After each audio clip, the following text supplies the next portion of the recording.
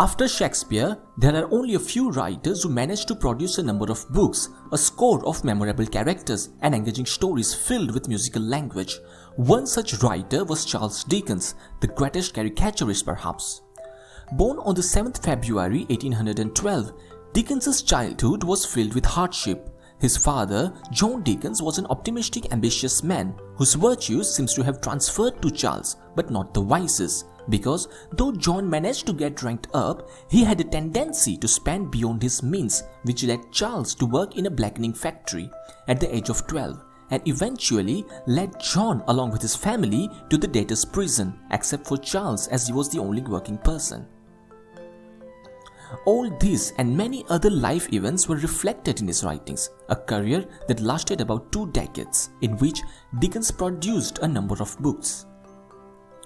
William Cain, in his book Write Like the Master, says about Dickens, "No author since Shakespeare has created a cast of characters so vast, so startling in their variety, and so engaging in their many permutations of human behavior. There is no wonder that a writer who still manages to entertain the world even after 200 years must have some tricks up his sleeves. And those tricks, as I mentioned in my previous video, were make them laugh, make them cry, make them wait. Make them laugh." As a writer of literary fiction myself, I have witnessed quite often in my writing that more often than not, humor escapes me. The reason, as William Cain rightly puts, is eschewing low humor, they mistakenly neglect the high. Dickens incorporates this high humor in 2 ways in his writing. One, by subtly funny or satirical character portrayal, such as in Bleak House, the description of Sir Leicester. Sir Leicester is generally in a complacent state and rarely bored. When he has nothing else to do, he can always contemplate his own greatness. It is a considerable advantage to a man to have so inexhaustible a subject. After reading his letters, he leans back in his corner of the carriage and generally reviews his importance to society. Another way Dickens incorporated humor is by adding light episodes and innocent descriptions, such as in chapter 18 of David Copperfield, in which David fell in love with Miss Shepherd. Why do I secretly give Miss Shepherd 12 Brazil nuts for a present, I wonder? They are not expressive of affection. They are difficult to pack into a parcel of any regular shape. They are hard to crack even in the room doors, and they are oily when cracked. Yet I feel that they are appropriate to Miss Shepherd. Again, in the same chapter, when David falls for the eldest of Miss Larkins, he walks around her house, wondering which is Miss Larkins's room and wishing that a fire would burst out, that the assembled crowd would stand appalled, that I, dashing through them with a ladder, might rear it against her window, sever in my arms, go back for something she had left behind, and perish in the flames. For I am generally disinterested in my love, and think I could be content to make a figure before Miss Larkins and expire." These are some basic ways in which Dickens uses humor, that is to say, exaggerate the character a little bit, use a satirical tone, and describe funny incidents light-heartedly.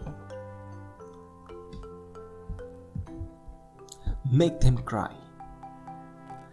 Dickens has been often labelled as one of the most sentimental writers, but in his defense, I would rather say that he understood Aristotelian emotional appeal more than any other writer. Dickens knew exactly how to make readers emotional and how to make them feel sympathetic towards the characters. And Dickens does this by using his own life as a primary source of material.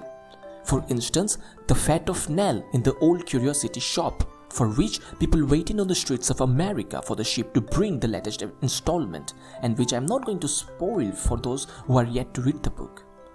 It is probably influenced by the fate of Dickens's sister-in-law Mary Hogarth. Also, the childhood struggles of David in David Copperfield is pretty much inspired by Dickens's own struggles. By remembering episodes of his life and by transforming them onto the pages, Dickens managed to make the readers cry or feel deep emotions which make them attached to the book. Make them wait. Only a few writers may have used cliffhangers so effectively during the Victorian era as Dickens did, but the phrase "make them wait" is not limited only to cliffhangers, but it also includes the use of suspense and mystery elements. Dickens was so good at using these elements that he managed to keep readers engaged throughout the book. For instance, the first revelation of Esther's murder in Bleak House, the final words that Dora told Agnes in David Copperfield, or the benefactor of Peep in Great Expectation. The basic way in which this can be done is by hiding important information, by purposefully leading the readers in a wrong way, or by using any other way to make the readers wait.